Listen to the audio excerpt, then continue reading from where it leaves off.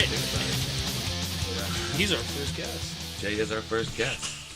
Wow. You're a guest for once. Can you believe that? I feel special.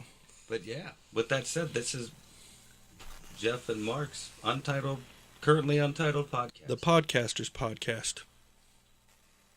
That might I'm be really taken. selfish, so like I wanted in on it, so I asked Mark if we could do a podcast together, like all the time. And so, I was more than happy to do so. awesome. It just sounded like I don't want to be need more a shit. guest as much as I wanted to actually be a co-host. Yeah, well, I mean, Well, fighting ain't gonna last forever. You got to think of Right, an exit strategy at some point. If So enough why people not want be to a listen to me podcaster? talk, then that's fun. I like talking. yeah, What was your favorite Rumble match of all time? 'Cause, I mean, we've watched old Rumble matches, and I can't.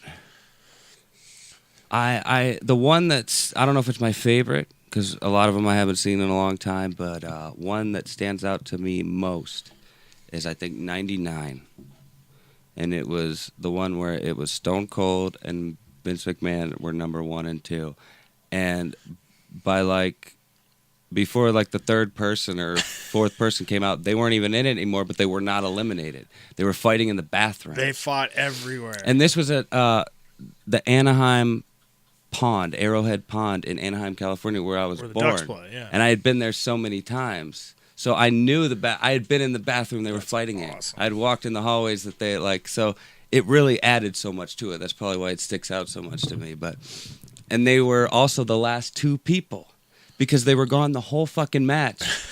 And everybody else had been eliminated, and they kind of just came in when the last few people were there. Wasn't that the one where when there was a few people left, and all of a sudden Vince McMahon gets thrown out from the back, and Stone Cold's just kicking his ass the whole way to the ring? And Pretty then- much. Yeah. Yeah. Okay. Most of their fighting took place outside of the ring Stone other Cold than won the that, or beginning and Vince the end. McMahon won that? Vince won. I don't remember how, but he was eliminated. He eliminated Stone Cold because he was distracted or somebody came out, and I can't remember, but I'm sure. That was a good one. My favorite was probably one of the very first ones I watched. I don't know if I watched it live or I think I did, but it came. I think it was '95. It came down to Michaels and British Bulldog. Yeah. I don't know if it was 95, but I know what 95 you're or talking about. 96, and Michaels got knocked over the thing, so you think British Bulldog is the winner. But he's And they holding on. Hang on, he hung One on to the foot ropes. actually touched. Yep, and I remember going, I thought, and then instantly the announcer's like, "Oh, it's 2 feet have to touch. Yep. 2 feet have to touch." I'm like, That might have been the first time they introduced that. yeah. Because It was just if you hit the floor, you're out. Now it's like, oh, you have to hit 2 feet on the floor. Yeah, and I think I don't know if it's always been over the top rope, too. Really? I'm not sure. I'm just because wrestling was obviously around before we started watching wrestling, so I don't know.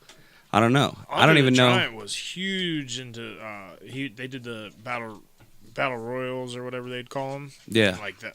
They were so popular. They were usually 20 man. They actually they have an event now called the Andre the Giant Battle Royal or Well, whatever. he won all of them. That's why he never lost. Yeah, which is understandable. I think they did one at WrestleMania 2. I think that was a 20 man, and it had NFL players the fridge was in there. What was his name? Walter or something Perry. I I can't remember. Wasn't he a football player or something? Big fat football player, yeah. And there was the Junkyard Dog and all them guys were. It was pretty cool. I remember watching it on VHS. Junkyard Dog. I told you I just came back from Florida and I took my daughter with me. Yeah. Second time I've ever been on a plane. And Oh. I am scared to death of flying. I've rode planes so many damn Right. times. Right. That's what everybody tells me that's been on a plane more than It's scary. I still get twice. scared. Anytime there's turbulence or especially the takeoff and the landing, that shit's freaky. See, my sister, because she went with us, the landing, she was cool as can be. Yeah. The landing got her both times. Which sister is this? Jody. Jody. I would never go on a plane with Jackie. She'd fucking be nuts. I Would bet. she? I can picture she's that. Flew probably 100 times, but I'm not gonna do it. I haven't seen Jody Flown, in forever. whatever. Jody was still a little thing when I saw Jody. Yeah, she's actually a lot cooler than she used to be. I remember us getting her in trouble, or her getting us in trouble because we taught her to cuss on the bus. No. We taught her to cuss, and she got in trouble, and then she tried to rat us out. Oh, see, I didn't we're get in like, trouble "What are you because it's not my sister, talking but I thought you about?" got in trouble. No, I went home, and I think I told my dad, and he was laughing about We didn't it. necessarily teach her. We were just cussing. Telling her what to say. I guess that's teaching, right? If you're Yeah. telling somebody what to say, Yeah. you're teaching them. Oh, God. Bust 2. Anyway. Oh, shit. Sorry to get you off subject. No, but the when the thing that I love most in this entire world by a whole lot is sitting next to me, and we're 33,000 feet in the air. Yeah. I'm like, Now you're not only worried for yourself, but you're worried for her as well. I don't think I'm gonna. When I go back down in a couple weeks, I'm not gonna. I mean, I might get a little nervous or whatever, but like nothing like when your kids sit, and she's so funny because like it's a they said it was a 2-hour and 45-minute flight. It ended up both times only being 2:15. The one time, the way down, she's sitting in the middle, and I go, "Hey, why don't you come look at the window?" And she's like, "All right." She had no idea we were 33,000 feet above the, and she looked down. And she's like, It all Whoa. just came to her. Yeah. You know, she's 3 and she's not the best talker in the world, but she's like, "Oh, we high." Yeah. Yeah. That's And awesome.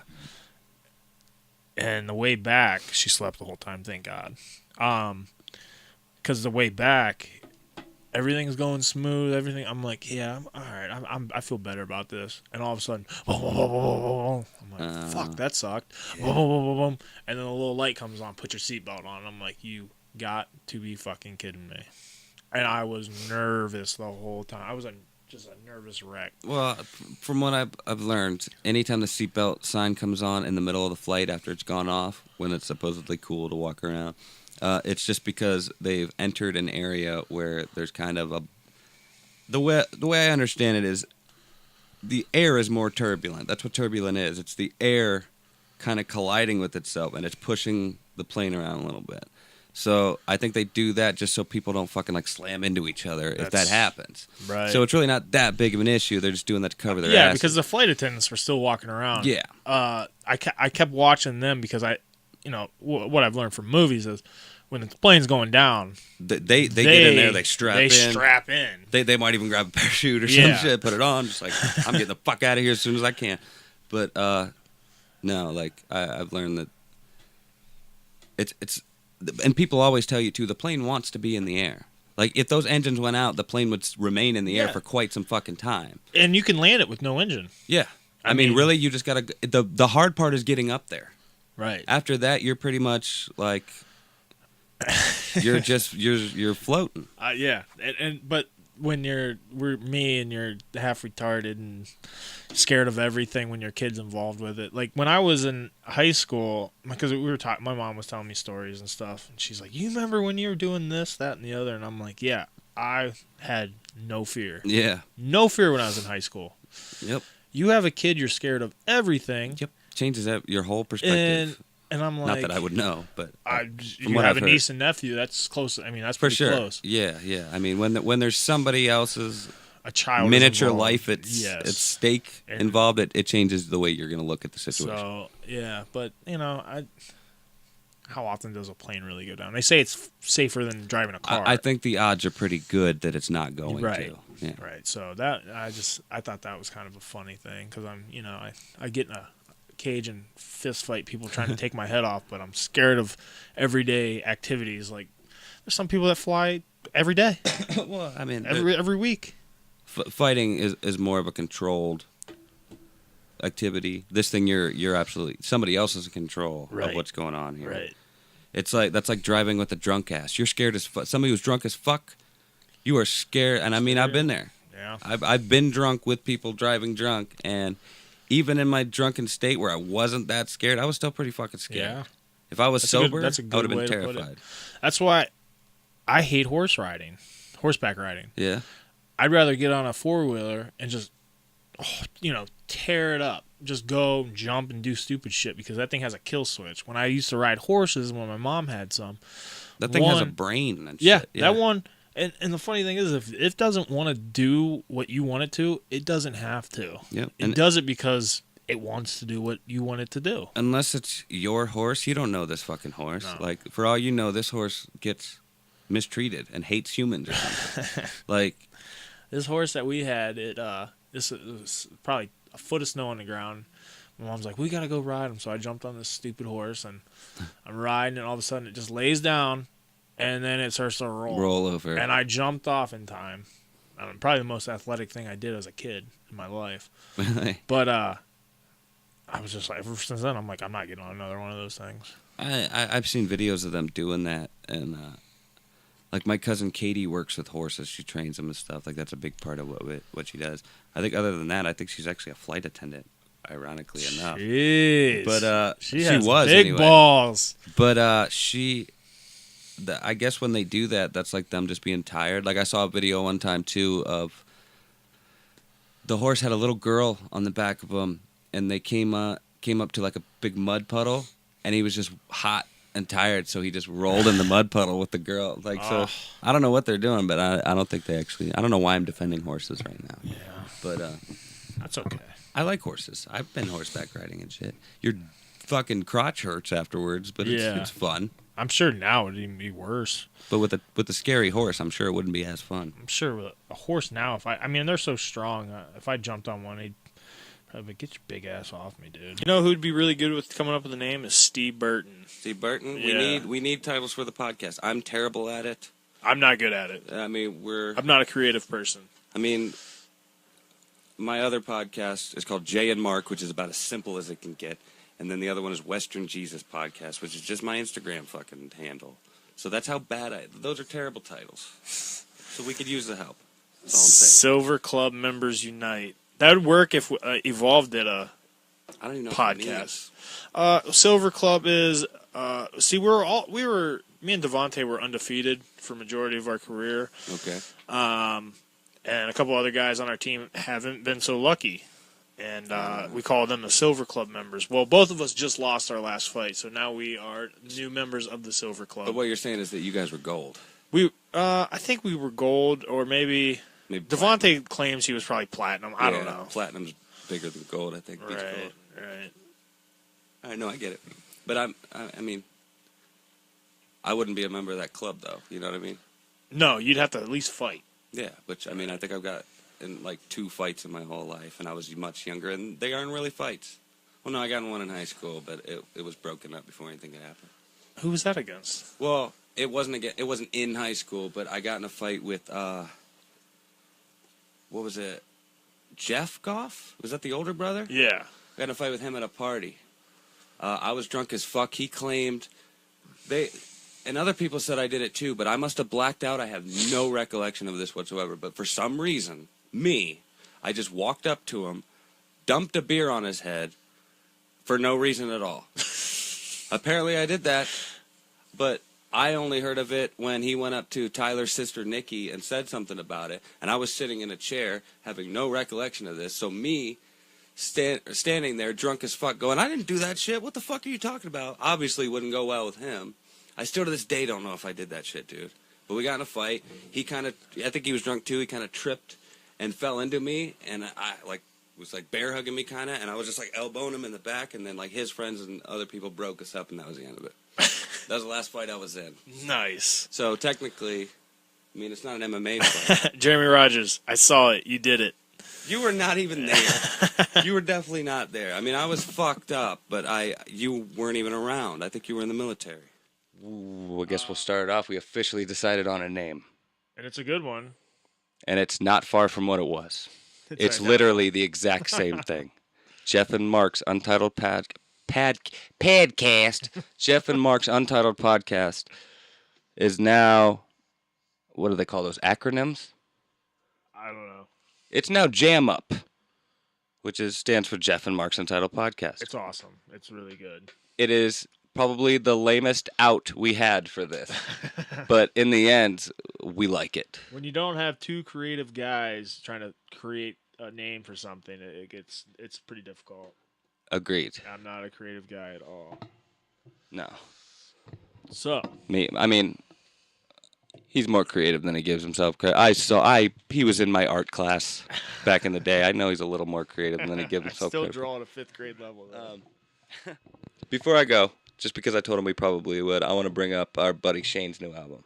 All right. Band's called Doomsayer. Album is called This Forlorn Odyssey. It's available on Bandcamp for free. Just look up Doomsayer. He actually did our theme song that, if you're watching this now, you heard at the beginning. I have not heard it yet. It's a bonus track called Trench Run. It's a bonus track on the thing. He said he actually made that a bonus track later, so we're a bonus track. Even though I don't think he specifically wrote that for us, he just kind of gave it to us. I mean, we did talk about it before. I think he told me that, like, you can use this if you want, you know what I mean? And it had a pretty loopable thing, but I'm going to try to look it up right now and play some of it. The running joke with Shane is, like, at a younger age, me and Josh thought he was deaf. Like, Shane? yeah, like, it was funny because, like, you'd say something, and he'd be looking right at you, and he'd go, huh? Like, Dude, I know do people I have to like repeat myself? Huh?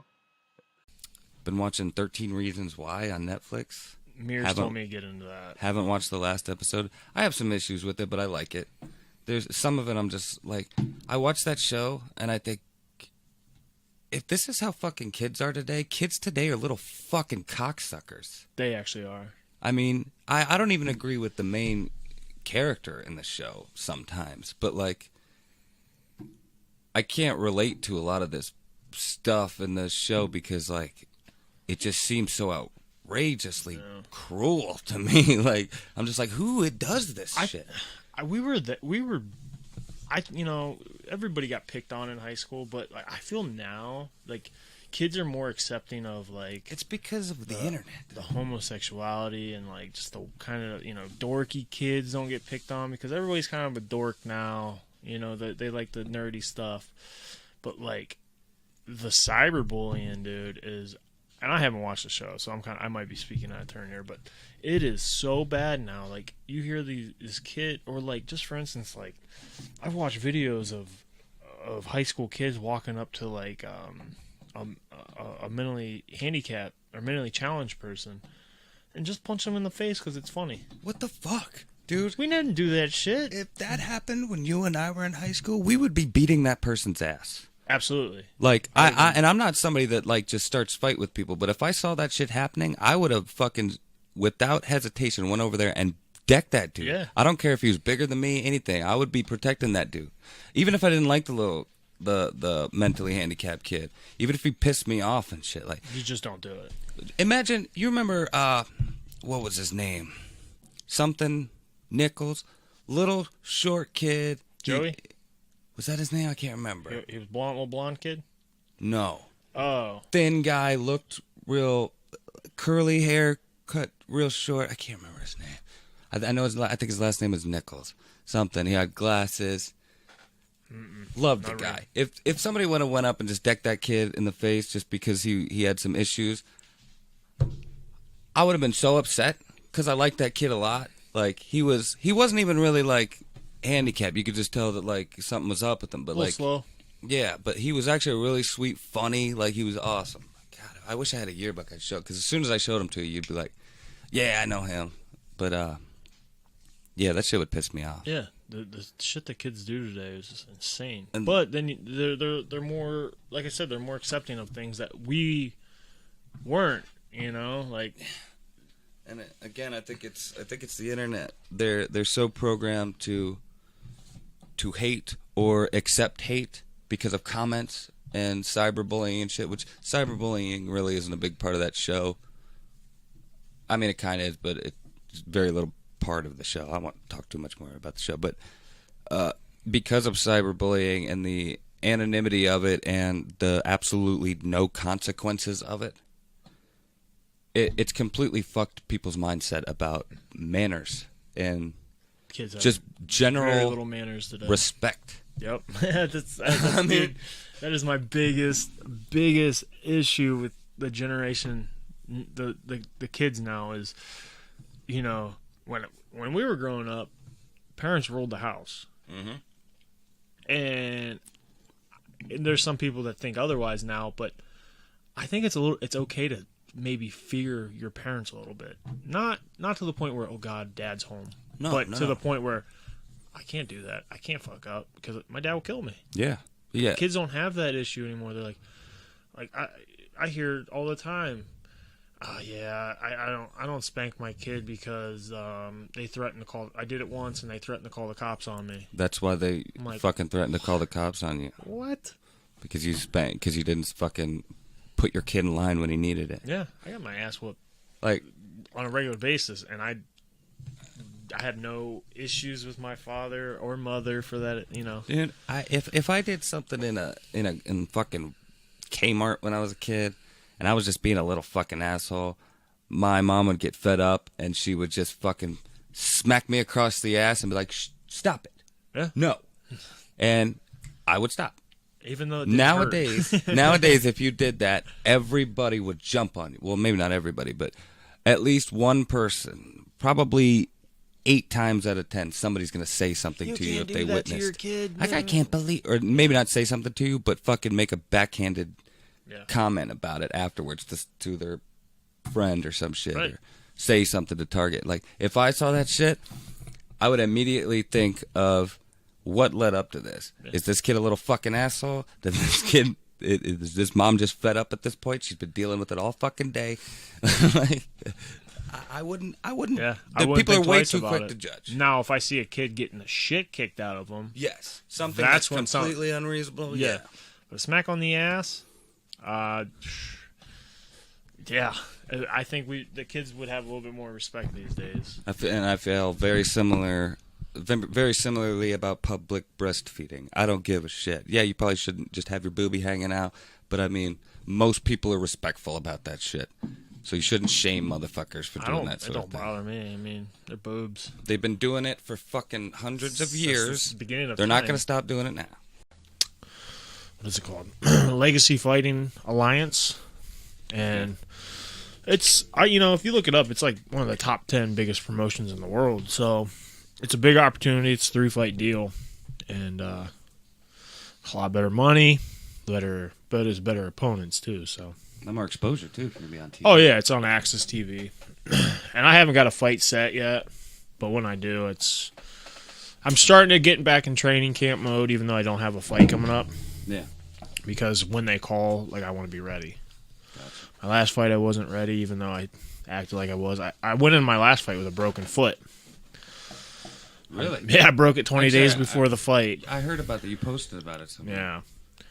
And then, it was funny because I broke my foot and my only loss, and then my very next fight, 20 days before the fight, I broke my foot. And then about a month ago, my daughter broke her foot. Damn. Runs in the family. Yeah. I think we have hollow bones. She was playing tag or something and fell in a hole. Oh, damn, that's the worst. Yeah. Those holes you just... It's just uneven ground, I think. It was uneven pavement. She just fell. Got trapped under her. But It's fucked up. I remember when I was a kid, my cousin Joey, we were playing in the yard at my aunt's house, and his foot actually went down in a hole, too. But he had to get stitches on his ankle because what it was a drain pipe. But it was one of those old clay ones. So it was broken and cut those right into, are... man, He's lucky he didn't, really... fucking... Yeah. He's lucky he could walk today. Yeah. But we were just kids, dude. Just kids. I mean, it was bad. So, yeah, that's my fighting news. Nothing... I mean, pretty big news to me. Yeah, but that's way big news, I would think. Yeah, so this is kind of like... oh, shit. This is kind of like the triple A... compared to baseball, it's like the triple A of fighting. So, I'm almost there, Mark. I'm almost there. Work, training, all that. Oh, thanks, Walt. You're the camera guy. I can't figure it out, guys. But, yeah. Well, welcome to the show. You've been a busy guy. Yeah, you got a fight coming up, though. Yeah. Been training my ass off for this one. November 3rd, TV fight. You're going to be on TV. TV, Access TV. How can you watch it? Is it just on it's any on cable I think it's service? on Spectrum and Direct, and I think Dish people are having an issue, but if you have Dish, you shouldn't have Dish. It's crazy because, I jumped from... Usually, when you go fight with this company, they put you on the undercard, then they try... it's like a... You make your way up. Yeah, you make your way up. They're like, nope, title shot, your main event. I'm like, fuck? Yeah. Well, I mean, I don't doubt that you have the reputation for them to be like, this is the main event guy. But I mean, maybe they're probably doing pretty well. I don't think that they're just like needing dudes. You know what I mean? No. What it is it's pretty much like the AAA of MMA. So Gotcha. they It's minor leagues. minor leagues. Yep. Yeah. So this is pretty much grooming us to go to the next step, which there's only one step above us. That's Bellator, UFC, preferably UFC. I mean, that's where the money's at. Yeah, UFC's kind of the WWE. Yeah, and the of TNA wrestling, is or the of Bellator. MMA. Yeah. But That's crazy. I was thinking more WCW, but you went straight TNA. I was still in the fucking 90s apparently. well, that's not. I would like to make that comparison, but Bellator is just a couple. It was like Yeah. TNA about 5-6 years ago when you're like, maybe these guys have something going, but No, I see what you. Yeah, because WCW was on top for a moment, like Right, brief yeah. moments. It was They were switching back and climbing, forth. So yeah. I see. Mine was bad.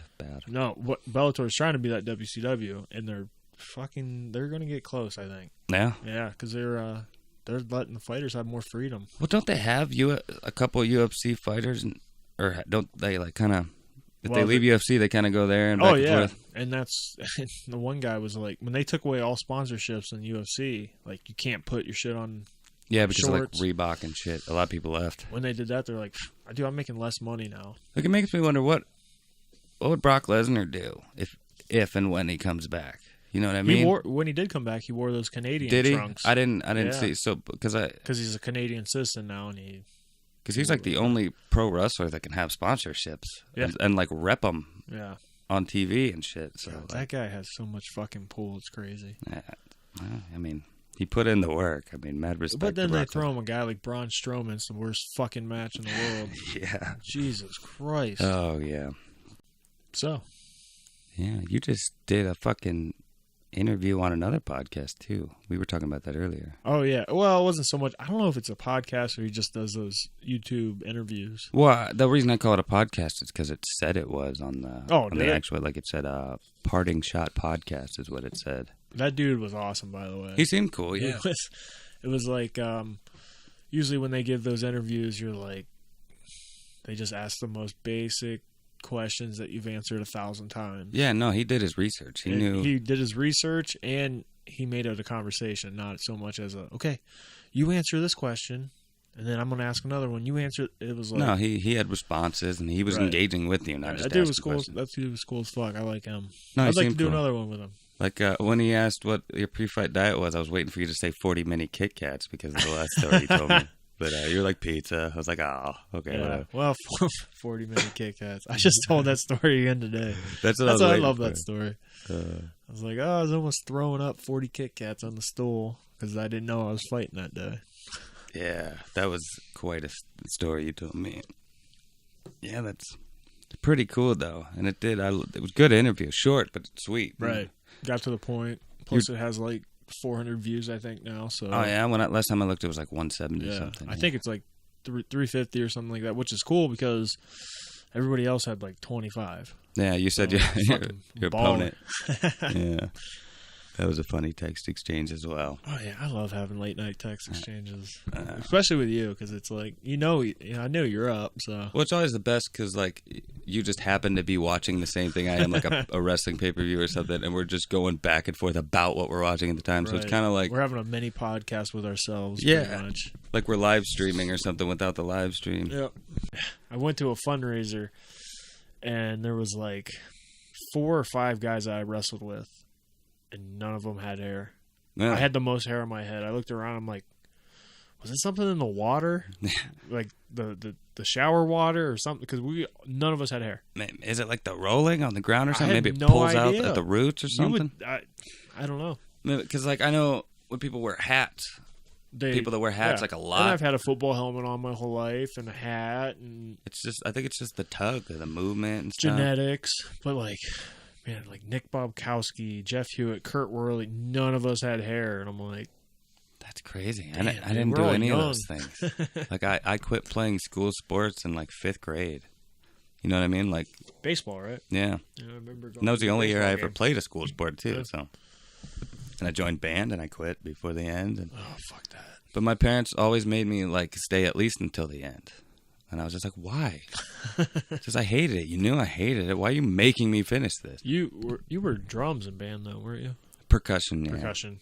But that was another thing that, like, after a while, I was just like, it's not fun anymore. Like, you guys make this not fun. Right. Like, it's a job, kind of. Yeah, too structured. Right.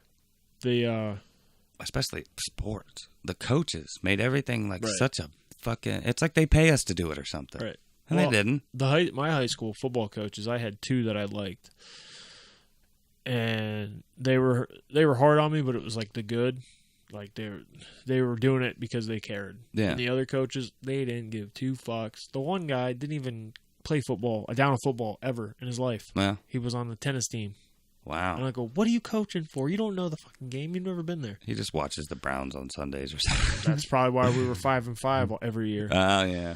Yeah. That makes sense. Shit. Yeah. See, the Browns, they throw it to the wrong team all the time. That's what we're going to do. Yeah. Oh, yeah. I'm not a sports guy, but, like, I always had fun playing it.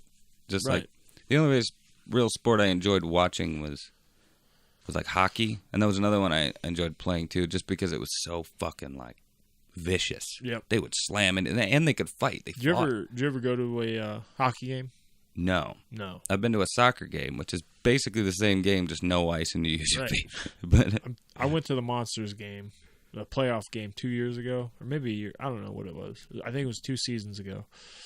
Within the first 20 seconds, I looked over at Rachel and I was like, I miss my calling. Some dude got jacked sideways, horizontal in the air, flying through the air, hit the board, hit the ground, and was laying there. And I was like, I miss my calling. Dude, have you ever seen Goon?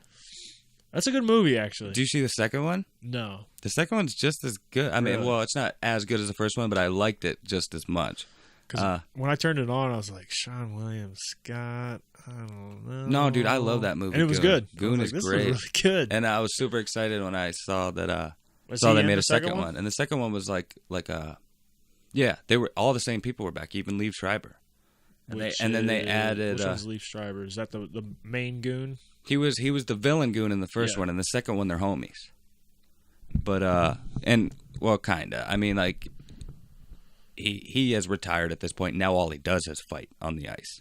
Like there's a league where people fight on the ice that's now, awesome. and and then it's kind of like a Rocky thing. Like he gets his old enemy to come in and help him, kind of like with Apollo Creed and shit. But and then the guy from that one episode of Black Mirror. I don't know if you've ever watched Black Mirror. I wanted to get into it. He's got like longer hair and a beard. He looks like he's probably like more like a Viking type dude, but he's like real thin and kind of. He was in the video game episode of Black Mirror in like the 3rd season or whatever. But for anybody that watches it, but he was in it. He was like the villain guy in this one. He was just like a stuck-up, really good player that they brought to the team and shit. But I forgot what I was asking. Oh, because you could totally be a fucking like enforcer. Yeah. On there. Like, are you good on skates?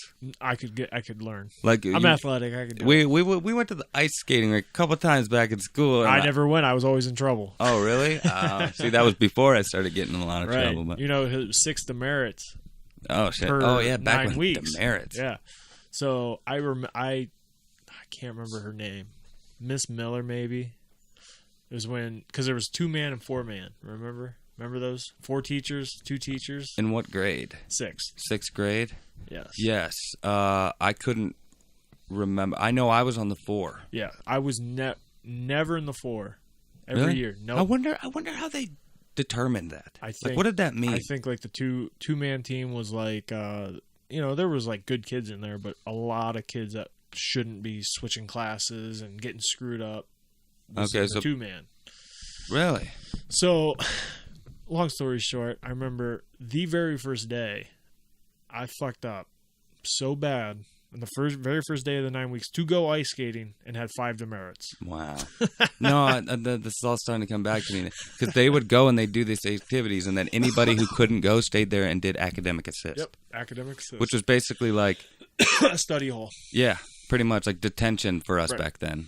But no matter what, we still had like academic assist once a week. Right. Didn't we? Yep. Something like that. It was a study hall, but when it was detention when you guys went. Yeah, so it was a punishment sometimes, and sometimes Right. it was just, you just happen to have to be here, which really confused me, just because like it's kind of like training your dog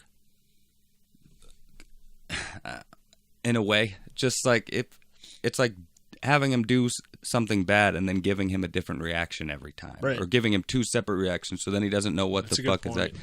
Kinda, it's kind of like no, that. I understand where you're coming But like from. it's with just it. weird. Like, what is it teaching kids? Like you didn't do anything wrong, but you're gonna have this thing that's usually a punishment, but you're not really punished. Like, that's just confusing to a Right. kid. I remember too. Josh was a really good kid in middle school. Like really good. Got almost straight A's. Yeah, I was often in the academic assist group with Josh, which And is always a bad choice for them.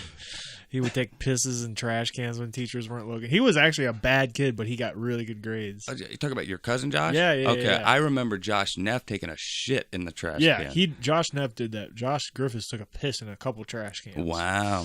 And I remember we were doing something. It was the last day before we went and did like the fun activity. Yeah. And Josh looked at me and was like, I don't fucking want to go. He's like, I'm going to get 3 to Demerits today or something. It was something like that. Damn. And he went to academic assist with me, and we just fucking That's went back awesome. and forth at each other. That's like, I never thought of that. Like, if I didn't want to do whatever they were doing that month for whatever the activity was, I basically had a free day. I could just fuck around all day. I Yep. could just do bad shit. Like, Yep. But it was so hard to get a demerit in Mr. Fraze's class. I remember because he was Never just so had him. cool. I heard he was awesome. It was the great thing about Mr. Fraze is he would have all this stuff written on the board, like words and definitions, and pretty much he just wanted you to copy it down. But and usually he would have like a lesson he wanted to teach afterwards. But as long as we were all copying it down and we just started a conversation with him in the middle of it, he would just talk to us the whole class. And we'd write all this stuff down and we'd still pass the class because all the stuff he's about to teach us are right here right that we there. just wrote down. So Right. pretty much we just have to study that now. I heard so many stories of just he's about to start his lecture and somebody asked him a question and he would just go on a rant for 30 minutes. 45, the whole class. And then he'd be like, well, I had a lesson today, but I guess we'll get into it tomorrow. And then we just do the same fucking thing again tomorrow. Or like, it wasn't an everyday thing because usually that was the rundown of what he's going to do this week.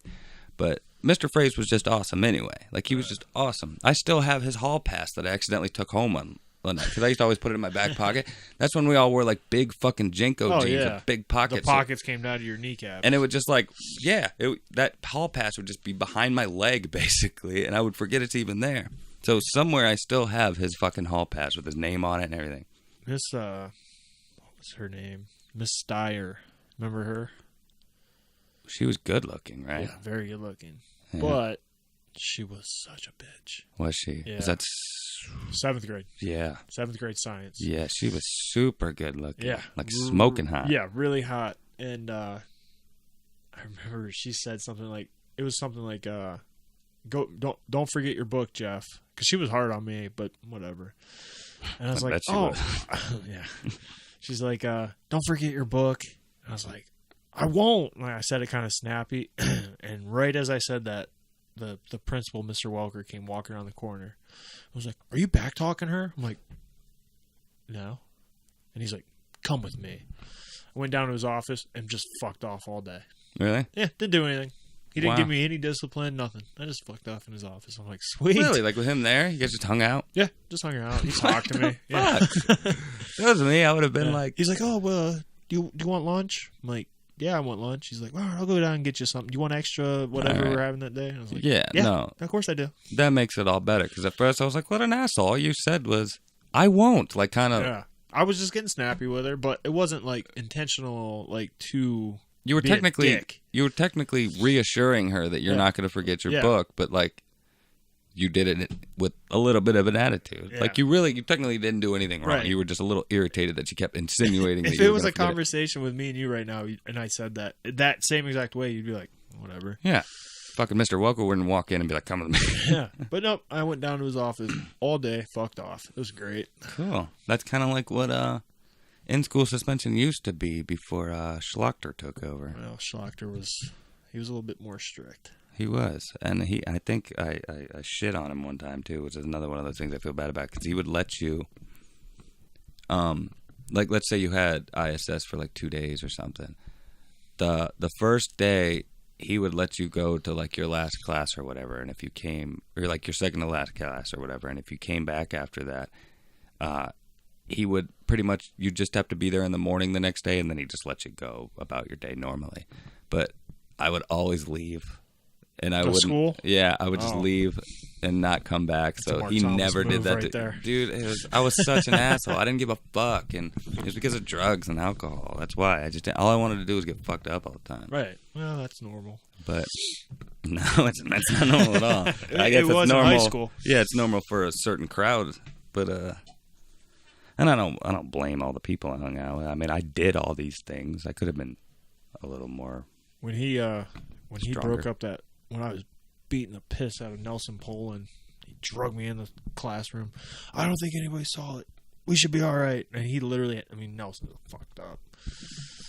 Wait, so you guys are like having a conversation after you just beat his ass? No. The Schlochter pulled me into one of his rooms because it happened right in front of his room. Gotcha. And he's like, I don't think any other teacher saw it. I think you should be all right. And I was like, cool. And as soon as he said that, one of the the redheads, Swihart or something. Oh, yeah. Is that her name? Yeah. She walked in. She was like, I saw the whole thing. Wow. I'm taking a 3-day vacation. Somebody told me that she married Mr. Eibel.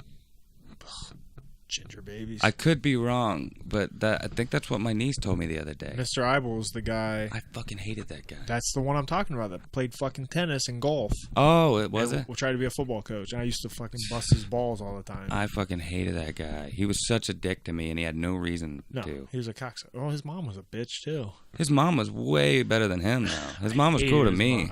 She was so mean to me. But maybe I was an asshole. He was a dick, and for a while there, I thought he had a thing for the fucking eighth grade girls, because he was teaching 8th grade. He probably I thought did. There was a thing going, because I was dating Alex at the time, Vanderwall.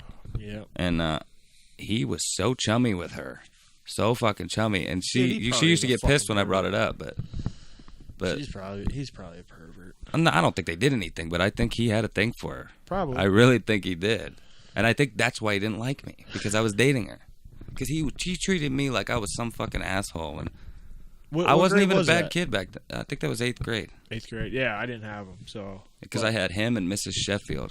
Actually, in that year, I was the two fucking classes. Yeah, Sheffield. But like 6th grade, I had the 4.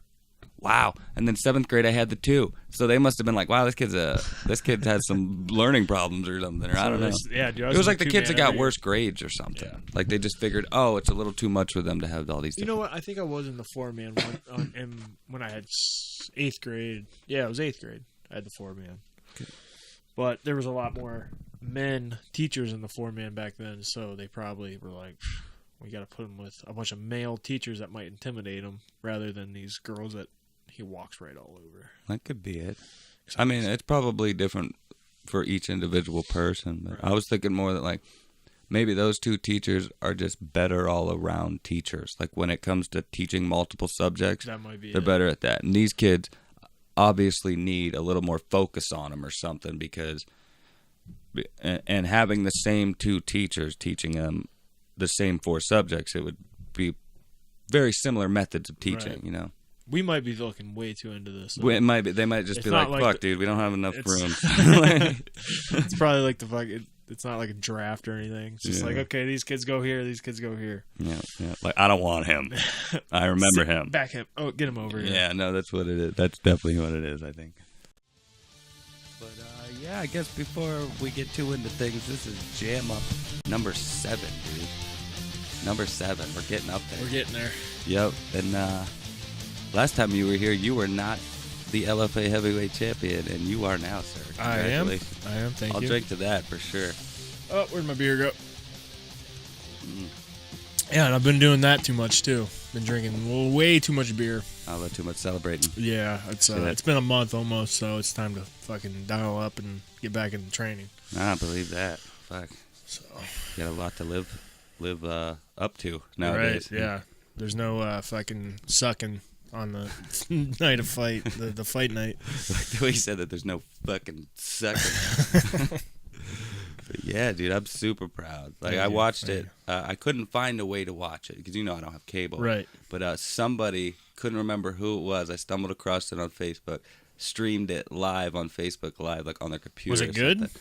Could you watch? Oh, yeah. I got the commentary. I got to see the whole thing, dude. I was so fucking psyched. And when you won, dude, I lost my shit. Like, that was a terrible night, but that brief moment in that night was so fucking worth happy. it. Yeah. Dude, I'm telling you right now, it was the most accomplished I've ever felt. And I've played sports since I've been 5 years old. Yeah. And I've never felt more accomplished. Like, I felt... it was probably the happiest I've ever been, besides the birth of my daughter, obviously. Yeah, you can't put that past anything. But, man, I was, I just fought for 25 minutes. It was a long fucking time. Yeah. I don't ever want to do that again. It's a hell of a fight, too. Yeah, it was back and forth, and I think I won pretty soundly, but Oh yeah. That last round you did for right. sure. And I knew right away. And then I started looking at some of the judges, and I was like, "You better not fuck me," just because I'm from Ohio. I was so worried. I was like, so worried. I will fight one of these motherfuckers if I lose this fight. Just because they're like, well, this is his first fight here, Right. we'll just give it to the It's champ. not the LFA, it's the State Athletic Commission, but for whatever reason, and Ohio's the same way, I feel like sometimes they lean towards the hometown. And he wasn't hometown, but home state boy. But, yeah, the feeling after that fight, I was fucking... Dude, we went... I'm sore as can be, but we went out, we found what we thought was just like a BW3s. It ended up being like a black Hooters. Oh, wow. But it was great. The food was amazing, way better than Hooters. Shit. And so I was like, man, I'm going to eat and have a couple of beers. I'm going to go home or go back to the hotel and fall asleep. And none of that happened. I literally stayed up till like 5:30 in the morning. My adrenaline just wouldn't. Oh, I bet. I was like, and then I had to wake up. We're out of the hotel. And I had to catch a plane the next day, and I was probably 3 hours of sleep. I didn't care. I was on a high for like a week. I bet, dude. Couldn't get out of bed on Monday, but I got out of bed to go to work. But it was the most sore I've ever been. But dude, I just talking about it, I love it. Oh shit! Come get the fuck up here. Come on. He's excited too. But yeah, dude, it was quite a fight, and it's well deserved that you were on a high for a fucking week straight Right. afterwards. I mean, it is quite an accomplishment. Thing I love the most about it is you immediately raised your hands up in the air because you're like, I fucking won that round for sure. Oh, That's yeah. at least what I thought anyway. And I was like, fuck yeah. And then they announced that you won. You dropped immediately to your knees, and the guy that was like holding your hand up was just kind of like, what are you doing, man? And then you stood back up, and Yep. then you said all the stuff you said into the mic, and then you wanted to say something I wanted else. to keep thanking everybody. I was going to ask you what you were going to say. Yeah, and I was going to thank my girlfriend, my coaches, my family, because I had a bunch of family down there. Dude, the matchmaker, he was actually announcing that night when he announced me as the winner. That guy, he came in. He's like, man, how many fucking people you got down here? I'm like, I think 15. And I have a cousin that lives in Houston, so it kind of worked out perfect. But Nice. he's like, man, we never get people from out of town. And I was like, yeah, man, my fucking family came. I wanted to thank them, but they were so crazy. And I'll make this kind of short because it's kind of a doomy story. But right before the main card started, I think there was 5 or 6 prelim fights that weren't aired on TV. Yeah. The one right before they went to TV, a dude died in the ring. No fucking way. How? What happened? He cut too much weight. He got kicked in the body. And I'm sitting there watching with another heavyweight that's fighting. I think he was the second or third fight on the card of the main card. Yeah. And he's from New Zealand, so it was funny as hell just listening to his accent.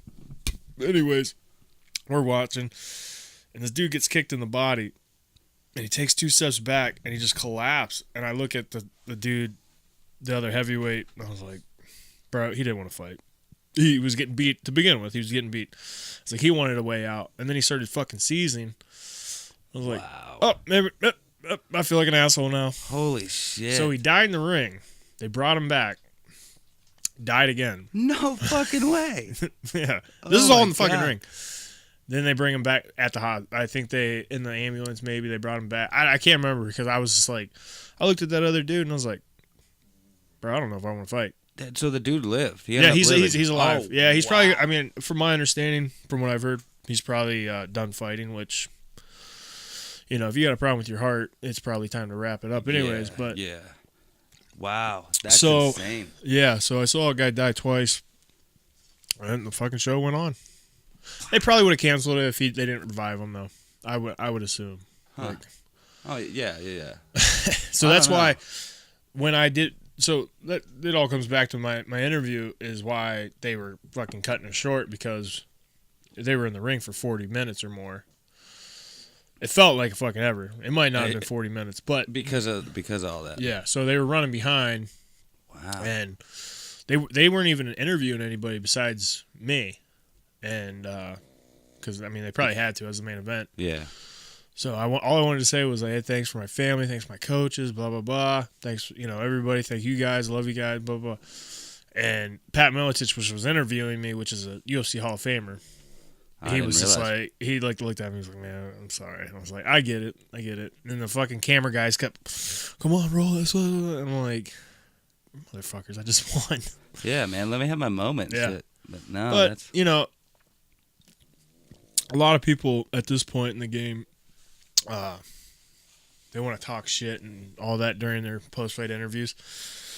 If you're not the most fucking humble dude after your interview, you're a piece of shit, in my opinion. Oh yeah. Like I can understand talking shit like before the fight. Yeah, it and hypes stuff, the but fight. At the end, it gets you in that fucking right mindset. I mean, you're gonna kill this motherfucker. Yep. But In the end, like it's always nice to see him like go like, good job, man. And then, oh like, yeah, and that's the thing. Me and this dude were cool before the fight, and he's a really nice guy.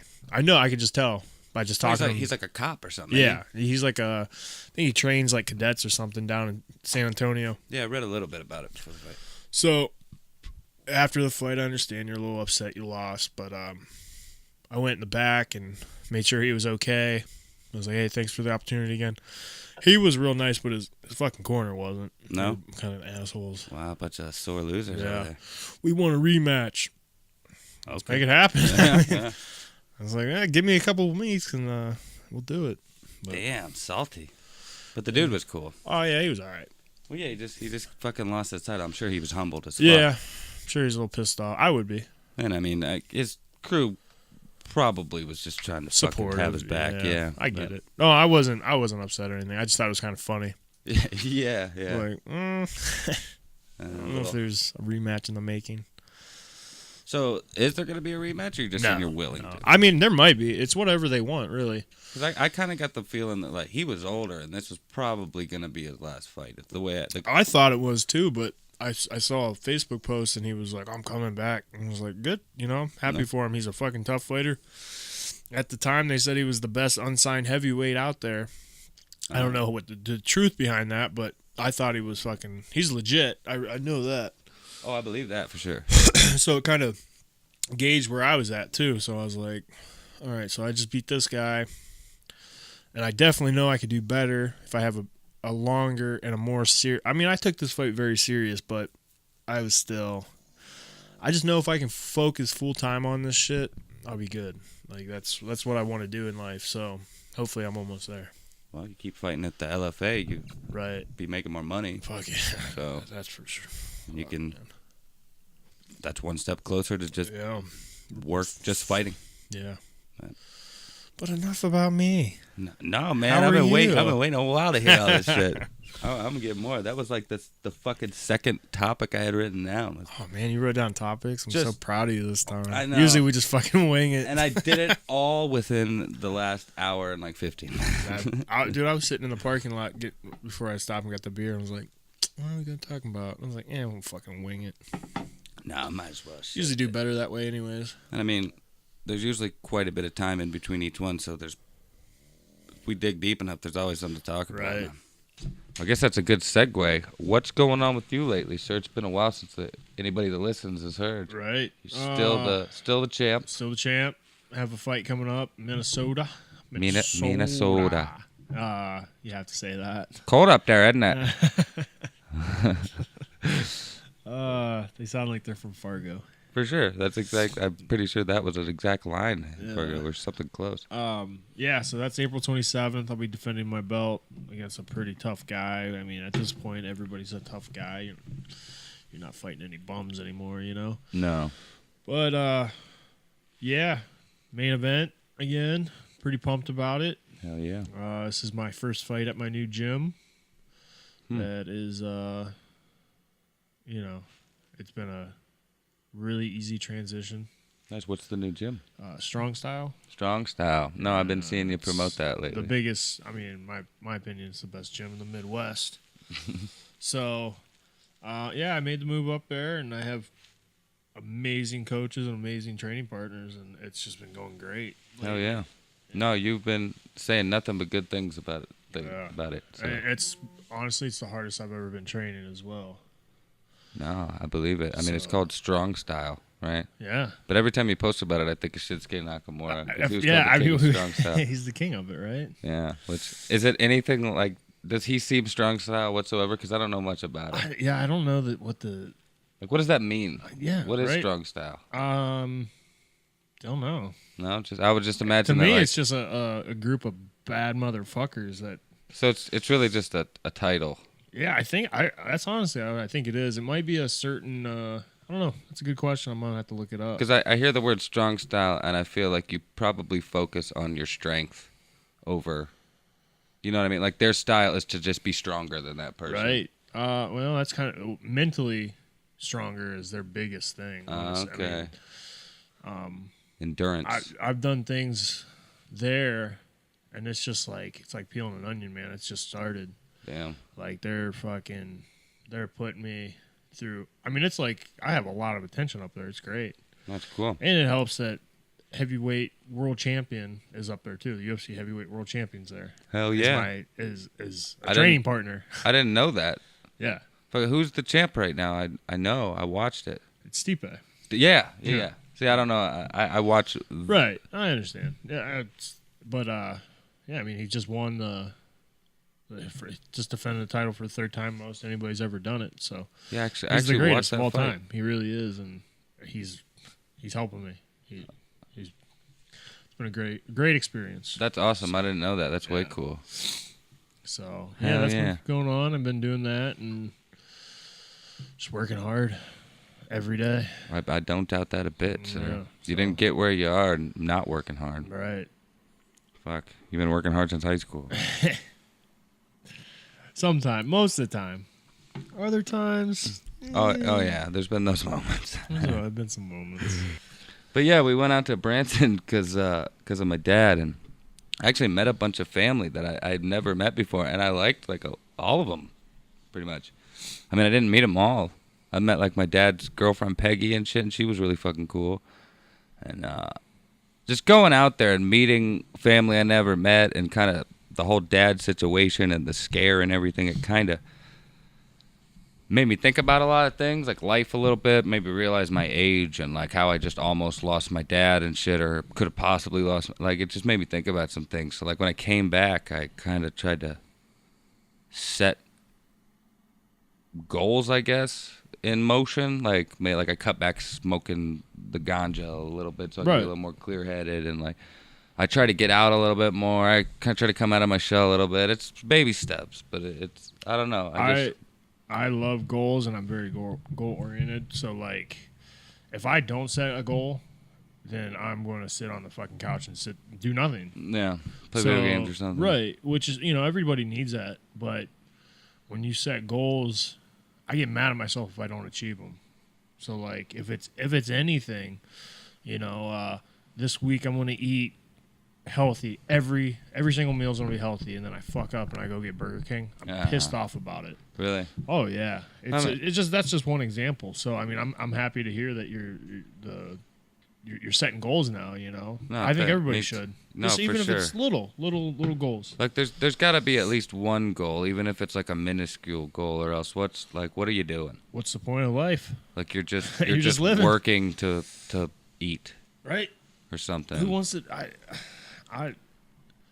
I've always thought this. You cannot just live to go to work every day.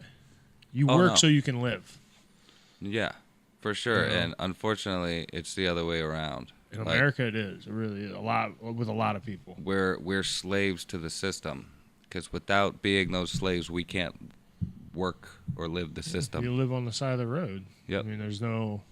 Yep. Or you live in poverty your whole life, and I mean that's no Which- picnic either. Nobody wants that. As simple as that life may be, it seems sometimes. Like, I've been like, fuck it, dude. It's almost easier just to live in a goddamn box, or like, you know what I mean? But it's still miserable. Right. Miserable. And not only that, but nobody wants to hang out with that guy. You know what I mean? Right. Like, I'd still hang out with you if you were living in a box. well, I kind of It's am better at be a this point. big box. Yeah, this is a big box if you think about it. But no. That's good, man. You turned a negative into a positive out there, really. Yeah. That's the way I look at it. Yeah, there's still a lot of stuff to work out, because we need to get my dad's ass back here in Ohio. Because it just why is all this stuff got to happen out there? Come back here, Right. you know, retire, be a grandpa and shit. Like, we need to get him. My dad, get out here if you're watching this shit. It's about friggin' time, man. I believe in you. Jeff believes in you. He's your biggest fan. I really am. But the thing about Branson is it's a completely different place than I thought it was going to be. What do you think about when you think Branson? Like, what do you Missouri? think? Yeah. Hay stacks and I don't know. I've never been there. That's kind of what I thought too. Like Barns, lots of fields. yeah, I mean it's like middle America, like right smack dab in the Yeah. middle, and you would think it's a very rural place, but like Branson is right at the bottom edge of Missouri. I couldn't tell you what's under Missouri Is it now that I think Oklahoma? about it. Maybe, shit, probably. I don't know. All I know is it's like right above the border of the bottom of the state. And I knew a little bit about it because my dad did a show there, and I know it's kind of a tourist town, but I thought it was going to be like a kind of, no offense to people in Branson, but like I thought it was going to be kind of like a southern hillbilly type touristy place. Like, I don't know. But dude, it's fucking so cool. Like that place, it's like a live-in theme park. Really? Like, not even joking. There's a fucking roller coaster in that town that you can just go to and ride. That's Like, fucking it's not sweet. even in a theme park or not. Like, No, this it's just a place roller coaster. is just like a theme park city. There's museums all over the places. There's Huh. attractions, all kinds of shops. There's a fucking gas station there that is Ricky Bobby's Pit Stop. It's just all Talladega Nights themed. Wow. He's got his suit in there and everything. There's a toy museum that I really wanted to fucking go to. All kinds of places to eat. I would never think that. Dude, honestly. it's I've never even insane. heard of Branson, to be completely honest with you. There was this like promenade place down there called Branson Landing, and there was this thing wasn't that cool. It would have been a lot cooler if it was taller, but it's literally just this big light ball that has like this thing you sit in, and it just lifts you like a couple 100 feet in the air. The thing that confuses me about it though is you're not that high, so literally you're not even seeing all of Branson. You're just seeing like the buildings around you. But like this place we went to, this promenade, which is basically like just a big outdoor mall. We had at this place called Famous Dave's, and it was a barbecue place. They had all kinds of different barbecued meats and shit. It's my But- favorite food. Out the window, right next to us, was whatever the Missouri River, maybe? I don't know. There's a big river going through it. And there's people just zip lining from like the cliff tops across the river over to like behind the restaurant where we're at. Shit. The place was just fucking cool. Like really cool. Like I want to go back there and actually do some things. Right, not go out there for what you went out there for, but just go out there and like a little vacation. Yeah, like we stayed in a really nice hotel and shit where it was like a resort. That was a hotel that you were at? Like all those videos? Probably. I figured it Like was your where I dad's was house. pretending to stir the coffee with Yeah. Rachel and shit. Yeah, that was all inside our hotel That was a suite. badass hotel. It was nice, dude. And if you went out on the patio, you looked down and there was just like rock waterfalls and all kinds of pools and shit. Like it was like the fanciest place I've ever stayed in my life, and it was fairly cheap because it was during the non-tourist season. Which I'm guessing the tourist season's in the summer, right? Yeah, like Right. spring to fall, pretty much. Right. Maybe even into like the holiday season and shit. So it's kind of like the opposite of Florida, because Florida, it's 95 degrees, 100 degrees every day in the summer. Yeah. So what do? You go down there in the winter when it's 75, and everything's 3 times more expensive. Yep. like none of the shows are going on and stuff because there's a shit ton of different like shows and other things. But Dude, I'd definitely go check that out. That'd be fun. Brits is a cool place. If you ever go there, definitely give a few things a shot. Like I want to ride that roller coaster because it like You can ride the roller coaster? yeah, like I said, you could just drive there, go inside. I think you just pay money and then you ride the roller coaster. I didn't actually see the roller coaster because the roller coaster, like the way you enter Branson, or at least the way we did, is like, you know, Red Dead Redemption? Yeah. You know that point where you just have to ride down that giant cliffside just to get to the other town or whatever? We were literally driving on a road just like that, and you could just see Branson everywhere. Like, off from the cliffside Was as you're there driving down. guardrails? Probably. I can't remember. It was That's nighttime. terrifying. I just saw the lights and shit. But, like, I forget what my point was in telling you that. Oh, so, like, there was another cliffside going down from the city at some point where the roller coaster was. So the roller coaster was like built on the cliffside itself, I guess, or like the hillside or whatever. So I didn't really get to see the roller coaster. I just saw the giant. I think it was just called the coaster or something like that. And it was literally, it's like you go to laser tag and do laser tag. You go here and you ride the roller coaster. Right, but people Crazy. that live out there is like, fuck that, I ain't getting on that stupid thing anymore. Giant like Mario Karts, like not Mario Kart looking or anything, but like just the way the track is for go-karts. It was like a Mario Kart style track, like a bunch of loops coming down and shit. Wow. And like That'd it be was fun. Yeah, for sure. This place looks super fun if I you think got the money. every town should have a fucking roller coaster. Why not? Yeah. They can't cost that much money. No, I mean, what, $1 million? Maybe not even. A couple 100,000? Yeah. I was 500,000. What, That's Cedar just- Point's got like 15, 20 of them? Yeah, I think they even have more than that now. I don't doubt it. God damn, where do they keep getting the land? Before you know it, there's just going to be one built into Lake Erie. Sandusky kind of sucks besides that, so it's just nothing but water parks and Cedar Point, so just buy up shitty houses, I guess. That actually, some guy started a GoFundMe account to buy Geauga Lake and bring it back. I don't know. Have you seen pictures of it? Of Geauga Lake? It's I've saw it's the sad. like drone footage of flying over. It is Yeah. really sad, dude. Because when I've been- I lived out in Ravenna, we got a season passes to the it used to be, I think, a water park that used to be SeaWorld, yeah. and they had a couple slides that you could climb up, and you could see all of Geauga Lake across the from the top of the slide. And Yeah. dude, it seriously looks like Scooby-Doo town. No, it's like shit's falling scary. over and Yeah, like there's people Weeds are 20 feet tall. that have like trespassed and snuck in and like took pictures, and like I said, the drone footage where he's just flying above. It is like depressing. Here is the retaining champ, LFA heavyweight champion. Not one, not one, but two of these beautiful gold belts. Yep. So good that you could just have another belt for your friend. Oh shit, son. You know? It's so heavy. It is so heavy. Yeah. I can't believe how heavy these are. Try carrying a thing through an airport. It's fucking miserable. I bet you everybody looked at you though. I did. They were all like, "Oh, look at that!" Almost to the badass." point where it was a little creepy. One of the pilots from a different flight was walking by, and he like looked, and they double taked, and then he looked again. He's like, "If I can take a picture with the belt, you can wear my jacket." Oh shit! Did you do it? Oh yeah, I did. Oh fuck yeah! So I mean, of course, the guy was like 160 pounds. So I was like this the whole time, but it was cool. I got was to like wear. fat guy in a little coat. Almost. Yeah, it was legit pilot coat, and he got to wear the belts, and it made for a pretty cool picture. So. Nice. No, I bet. Funny thing about it is, he's from Wadsworth. Really? Yeah, so small world. Really? We were down in or over in Minneapolis when we saw him. So Shit. small world. For real. I know. That's crazy, dude. Yeah.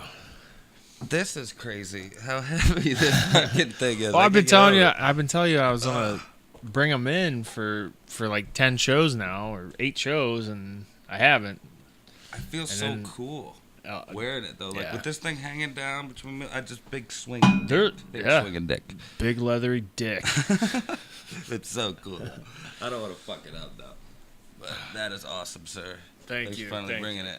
But like you said, I have the belt that truly matters. This is the one that I want to battle for soon. Yeah. Yeah. Well, I am the last and remaining AHW champion, and so It's legit Book as it. fuck, though. I mean, look at that thing. dude, it's literally an old one of the original WWF belts. That Like, was the it the actually one right has after. the F logo on. it. Yeah, that was the one. That was the Rock belt. He got that when the strap was blue. Oh, really? Yeah, I didn't it was realize right it was- after the Hogan winged eagle one. You know what I'm talking about? Yeah, like the one that actually had like edges. and- Yeah. This was This the one first, was all round. Yep, but it was a blue tent leather strap. I love the belts. I don't remember it being blue. That's great, like a Yeah. darker blue. Yeah, it was a really dark Shit. blue tent. But I literally just took that, ripped the plates off. There's still like foam on the back of some of them, and used skateboard hardware to hold it together. And it I got doesn't this look weight like belt at a garage much, sale. but in 7th grade, that's some fucking engineering right there. Man, this I this mean, took me like a couple of days to put together. Like I don't even think I had a drill, so I think I just like grinded the holes down, all these holes and shit. And like I cut the belt was straight and flat and shit, but like I cut it to make it look different, more like a belt. I could see you with a pair of scissors. That's exactly that's what it about was. it. Like crappy scissors cutting through like 1/8 of an inch thick fucking leather. Brown leather weightlifting belt. That is the belt that started it all, probably. Shit. Yeah. And we also had the foam belts, too. But that was the heavyweight title. That was the one that mattered. Yeah. Oh yeah. We just like drew on pieces of paper and taped it to the other belts. Like that's the one that actually had some like prestige look Yeah. to it. But Now I got those things, so it's pretty sweet. yeah, you came a long way. You certainly have. Tell me about it. I can see the battle scars. The one on the head, dude. You got that right. Yeah, I off the rip. got nine or 10 stitches. I think it was 9 on the top of my head, and we still can't figure out how I got it. I thought at the time it was a headbutt.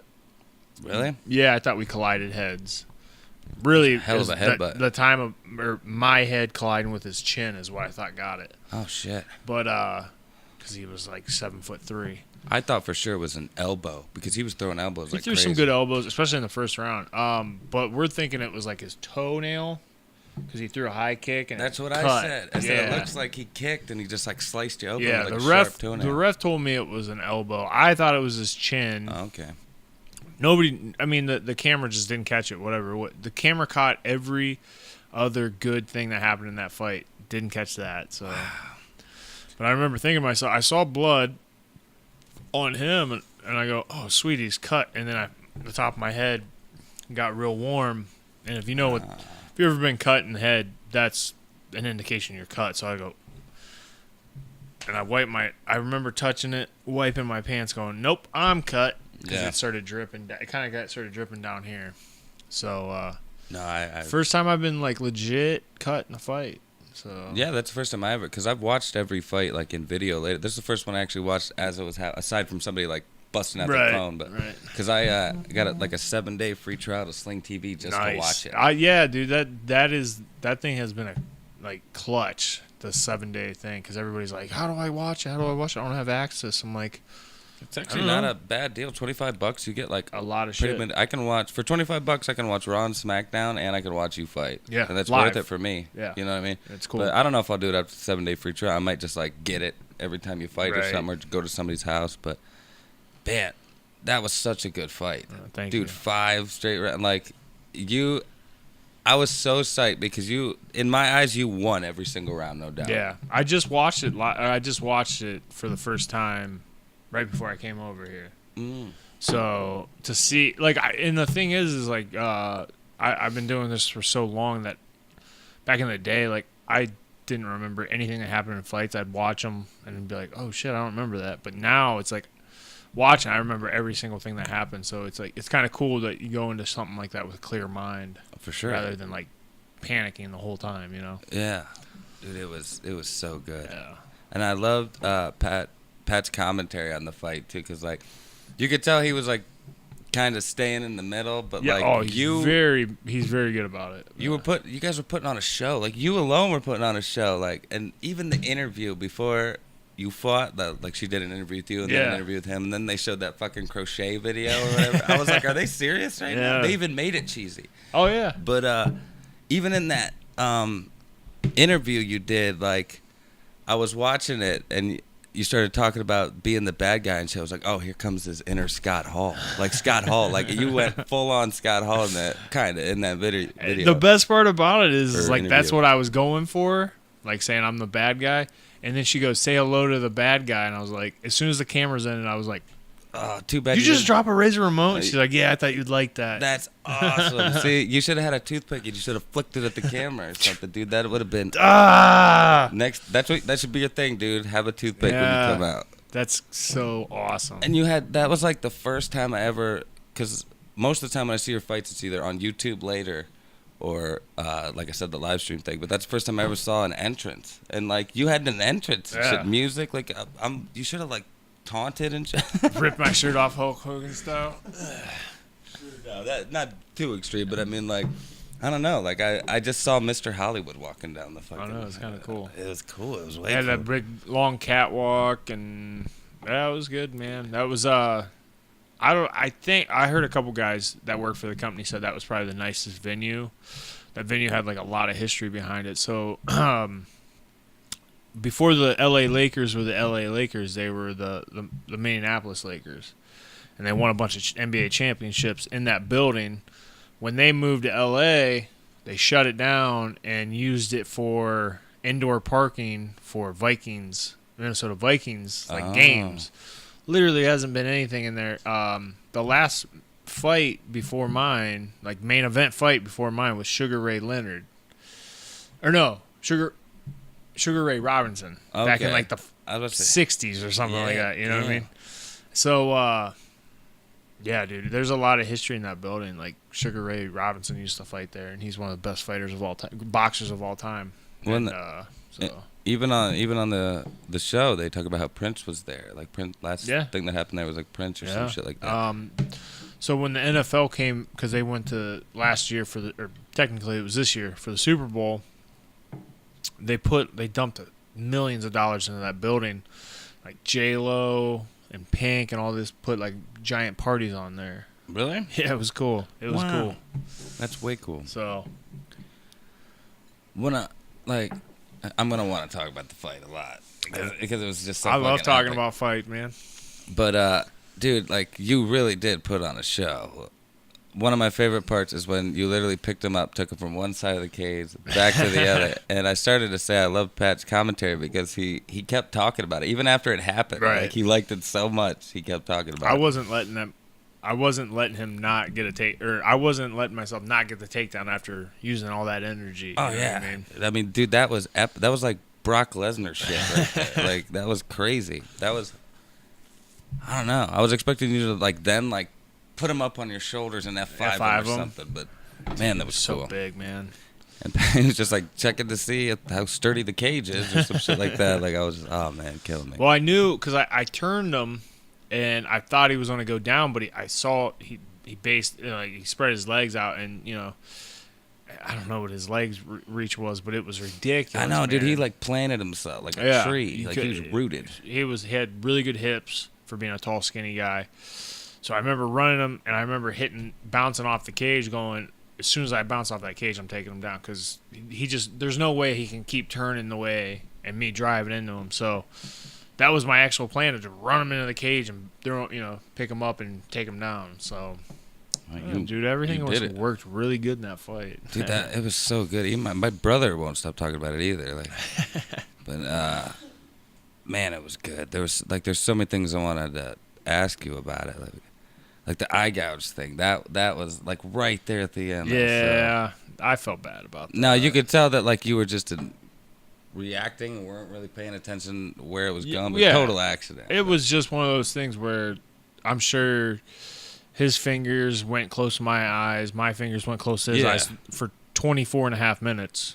But that last 30 seconds, I felt it too going in his eye, and I just go, fuck. Yeah. Because they're not gonna disqualify me because it was completely incidental. No. But the fact that I didn't want it to fight to end like that. So he toughened it out, and he still had probably 3 minutes to take, to recover before you know.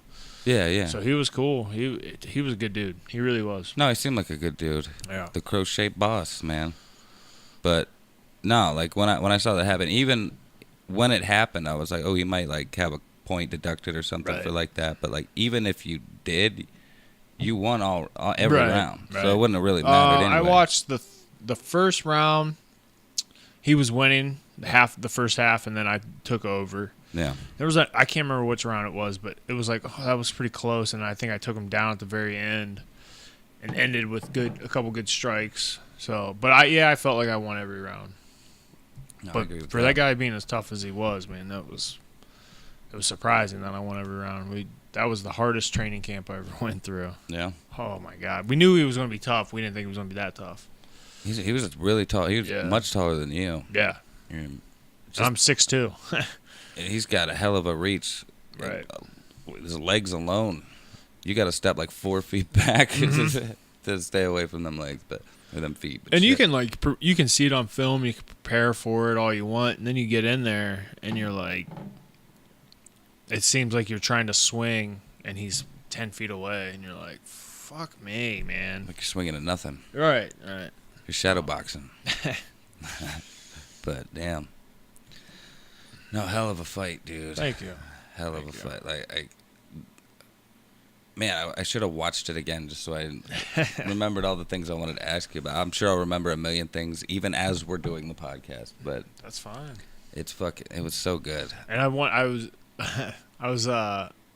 meant to tell you before we got here, but so I have to fly now for fights, because they're not in Northeast Ohio. And I told you a couple times how much I hated flying, right? Yeah. And every time we start to hit turbulence, the only thing that goes through my head is the day me and you talked about it, you're like, oh, those planes want to be up in the air. And I'm like, we want to be up here right now. You just kept hearing me say that. I swear to God, I did. That's awesome. The way down, we stopped. First off, the flight to Detroit was 26 minutes. That was great. And then we went from Detroit to Minneapolis, which was I think less than an hour. So that was cool. On the way back, we flew all the way back. No stops. And we hit maybe a little bit of turbulence for a second, and I was just like, fuck it, we want to be up here. I love it. But if my daughter was in the plane, I'd been freaking out, grabbing a hold of her. I love you. But I'm getting better, man. It's funny, my girlfriend's family all were standing there because I was at the back of the plane, and they were up closer to the front, and they got off first. So they were when I walked out, they were all looking at me you all right? You doing all right? Because they knew how much I hate flying. And I was like, I'm getting good at this. I'm getting really good at this. But after a while, it's just a bumpy bus ride. You know what I mean? Right. If you can even close the window and just put on a movie or some headphones or something, you'll forget about it. Especially a 26-minute, or even a couple hours seems like nothing. But that's what it was. I just cleaned out my pictures, played 10 games of euchre on my phone. Next thing I know, they're like, okay, we'll be landing in 15 minutes. I was like, sweet. Just got to keep your mind busy, I guess. Yeah. Which is, I guess, easier said than done sometimes. Right. But. So I was going to tell you that. That's I always awesome. hear your voice in my head when we start hitting turbulence. I'm like, awesome. Fuck it. At least it's a positive thing. And it's not don't shoot your eye out or some shit like that. But I remember last time. Relevant, Mark. What has been going on with you lately? Still a champ, of course. Still a champ of LFA. Yeah. I recently just got back from Vegas about a week ago. I saw some pictures. Yeah. They flew me out to Vegas, my first time ever. And I got to do a bunch of the promos and the pictures and all that for my up-and-coming fight. So, yeah, that was interesting. Was it? Yeah. I got to go to the UFC Performance Institute, which is a $14.2 million building. Damn. Yeah. I didn't deserve to be there, dude. I'm like a hillbilly. And you're like a little kid in a candy store or something. Absolutely, yeah. No, I was like, what can I use first? They're like, well, this is off limits, and you can use this. I'm like, trying everything out. I'm like, yes, this is great. Nice. So you just had free roam. You could just go over and do whatever. Yeah. Was open. Nice, like a theme park for fighters. It really was. There's an underwater treadmill, so the water level raises and lowers. So it goes up to about nipple high, and the floor moves like a treadmill. It's low Wow. impact on your joints. Yeah. Holy shit. Yeah, it's the real deal. And, once I get this contract, I can use it anytime I want. So, Nice, dude. yeah. What's the skinny on all that? Let's hear about this. All right. So I've had to act like I'm, oblivious to it and have no idea what's going on. But 2 hours or so after my last fight, they text me, UFC texted me and asked me if I wanted to do the Dana White's Tuesday Night Contender Series, and of course my answer is yes. Hell yeah.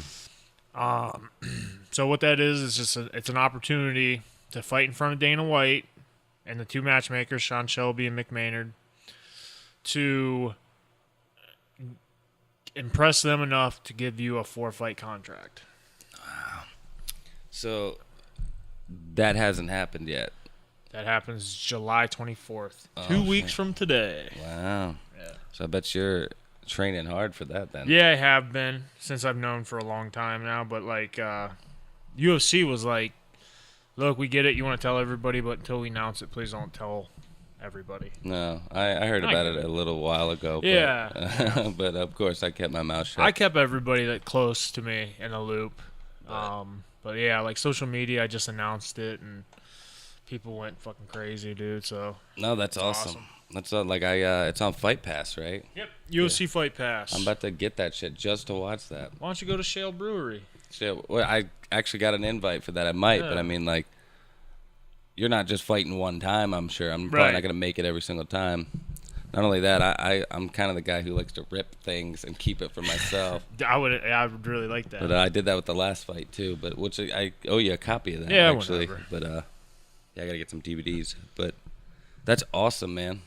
Yep, it's been what I've been waiting for 10 years, all those long hours and missing, bachelor parties and everything in between, missing things that my daughter does. Like I miss a All the couple of her sacrifice. games. Yeah, it's a sacrifice, but it's all pays off in the end, I knew at one point I'd get to this spot in my life where I was fighting the top guys in the world, because I believe I am one of the top guys in the world. Oh, me too.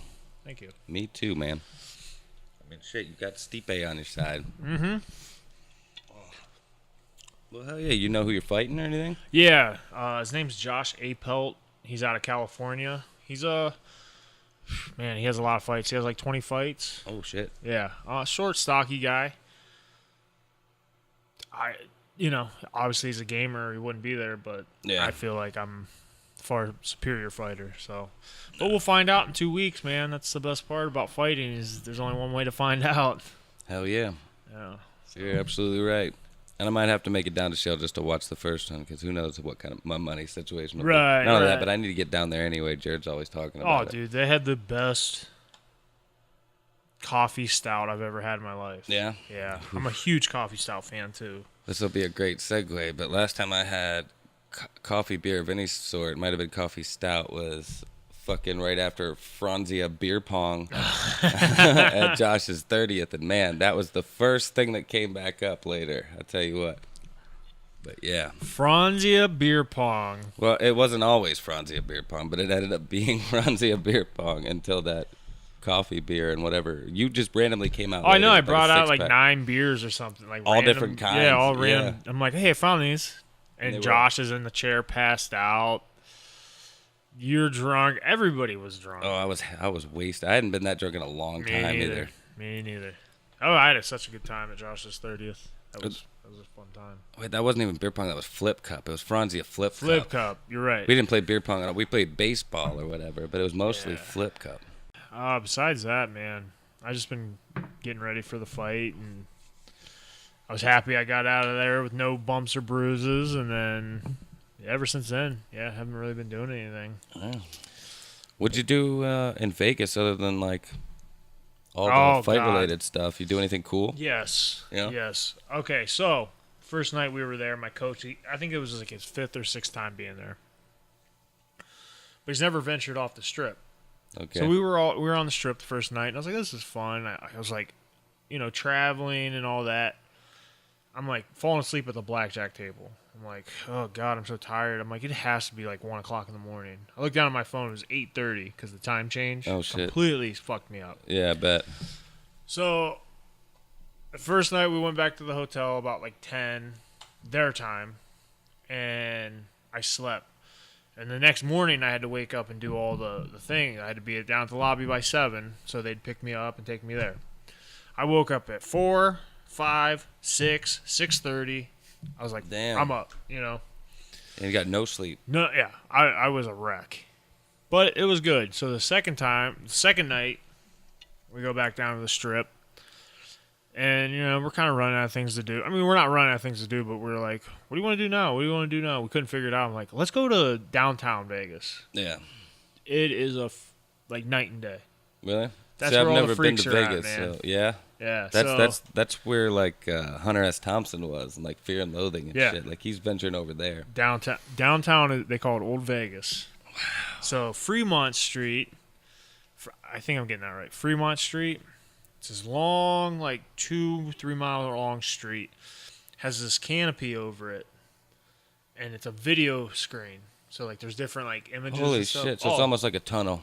It's exactly what it is. Wow.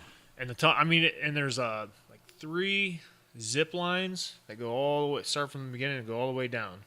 So you can zip line over it. That's so cool. So cool. And with the over it or under it? So you're under the video screen zip lining. Yeah.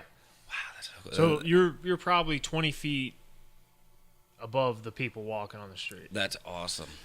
Very cool. So there's also these probably 4-foot circles from, you know, the diameter.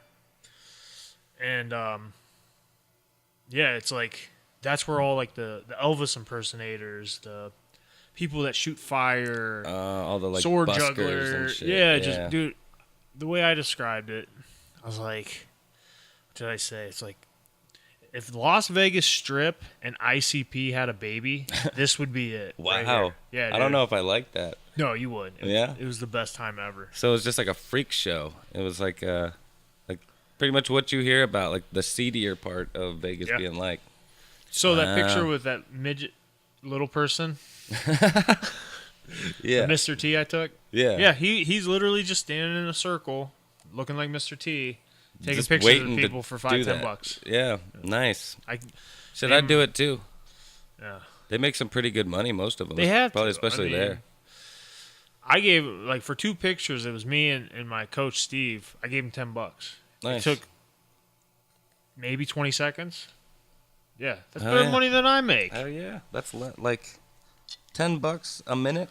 Yeah. That's pretty good. No, you're not getting that every minute. You're probably. I guarantee they pull close to $100 an hour. No, but for like that short amount of time to make $20 off of it, or $10, that's pretty slick. So Even more so if there's like a crowd of people. all you need to do is have something weird, and people are going to pay you money. This is the best part about it. So we're walking.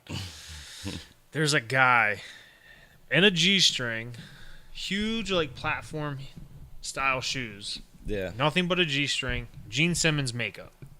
What? Yeah. That's it? Just on the face? Everything else just G-string and platform black shoes? G-string, platform boots, and Gene Simmons face. He doesn't even have the rest of the get-up. Nope. Just standing there. See, that's... So somebody walks up to him and goes, I can't remember what his name was, but they're like, hey, man, what's up? What's up, Dylan? How's things? He goes, you know, same old, same old. just a normal guy. Yeah. Dressed up. And we're like, and my coach, like, he got red in the face. He was laughing. He's like, did you hear that? I'm like, yeah. He goes, that is just, you know, same old for that guy. For us, it'd be the most embarrassing time of our life. Yeah. Just same old. Just, what's up, Dylan? Yeah. Like Dylan. I It bet was his mom so is proud. funny. My face hurt from laughing so hard down there. I don't doubt that. Yeah. So yeah, Vegas was sweet. I get to go back for 5.5 days next time. I was only there for like 2.5. I'm getting better with flying. Yeah? Yeah, the flight out there was smooth as can be. Was I in your head the whole time? The I plane wants swear to stay to in God, dude. I told you this before. Yeah, Every Obi-Wan. time I hit turbulence, I'm like, it wants to be up here. Mark told me. Yep. Anything Mark says is true, especially like he's an aviation expert over here. So I'm just like, Not at all. So I'm playing my Nintendo Switch, and I'm like, yeah, we want to be up here. Get there, no problem. I'm like, man, I think I conquered flying. Nice. The way back. Uh-oh. Yeah, I was right. Oh, shit. So, pilot comes on right before we take off. He's like, he gives us weather report.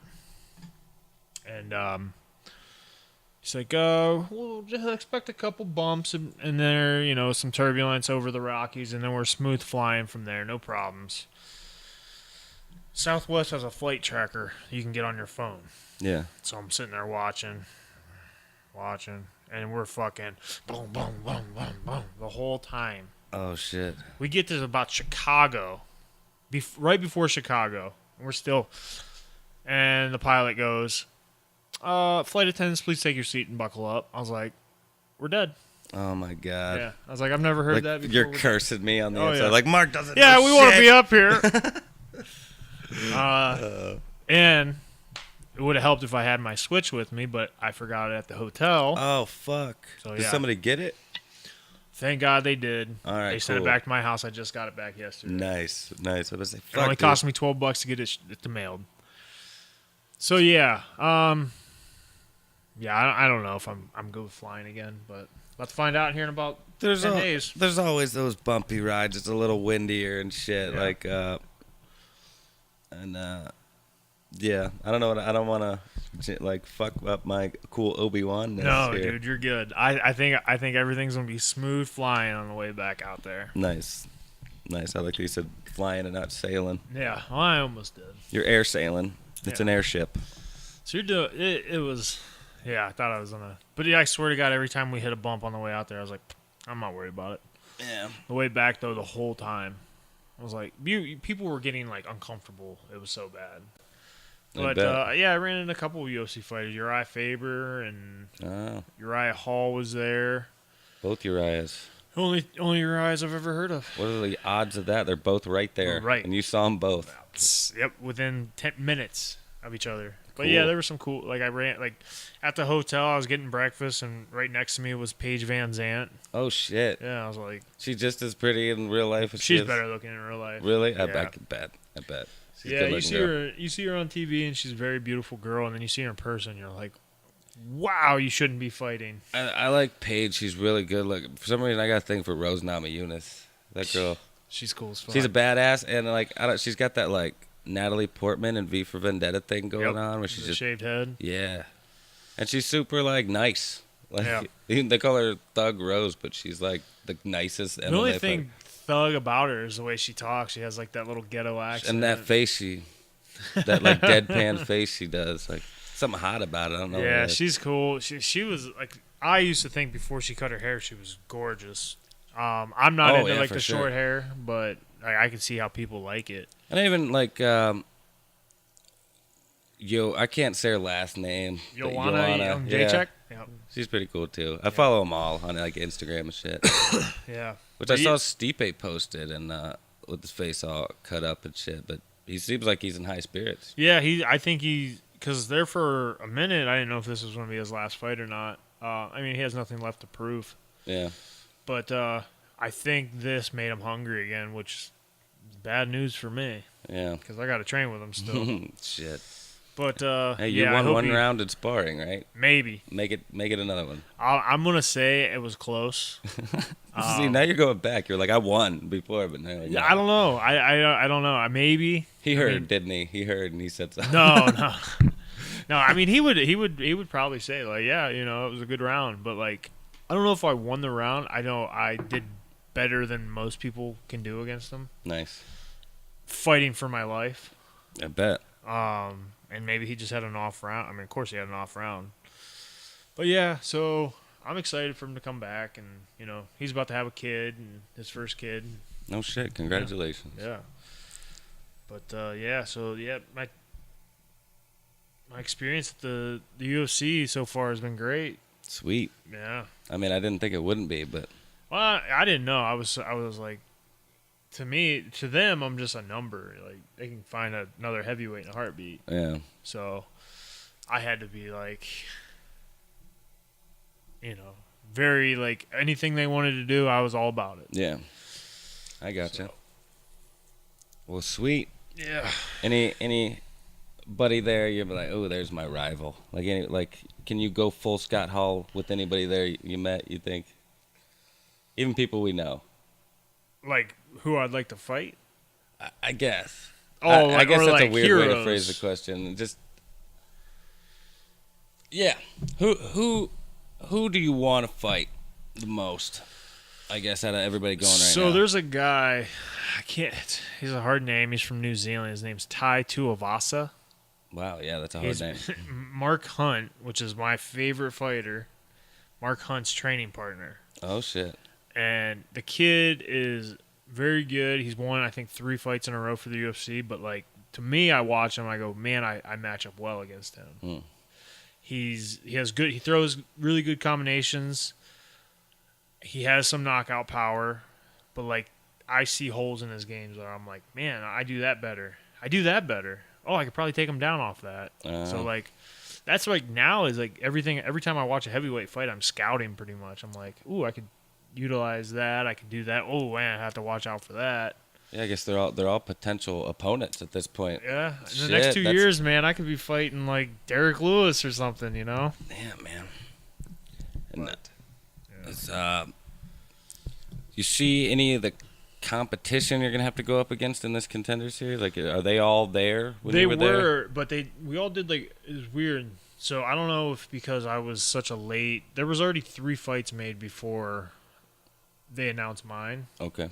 So I think they flew those guys out there first. But there was a bunch of guys out there for different weeks of the contender series.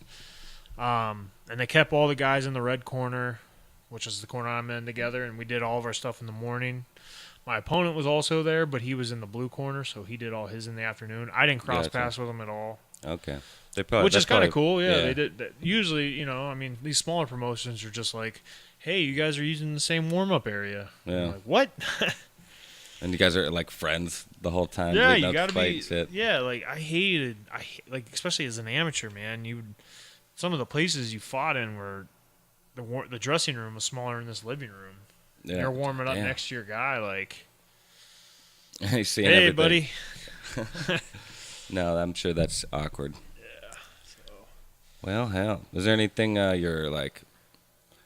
Are there any of them you're kind of worried about, or you think will be like a real challenge for you? Or anything? Oh, anybody in the top 10. Really? Yeah, anybody in the top 10 is there for a reason. Oh yeah, I guess that's true. Like they're probably all the U's from all the different regions and shit. So. Yeah, that's what it is too. Like You're all the Ric Flairs of the different territories. Yep. That's the way I feel now with having the LFA title. It's like I went into this territory and won the belt. I went into this territory of my opponents and defended the belt. I was like, man, I'm like the Ric Flair of MMA right now. You're on a U.S. tour. Yeah. Essentially. Yep. I've done every time zone so far. I like it.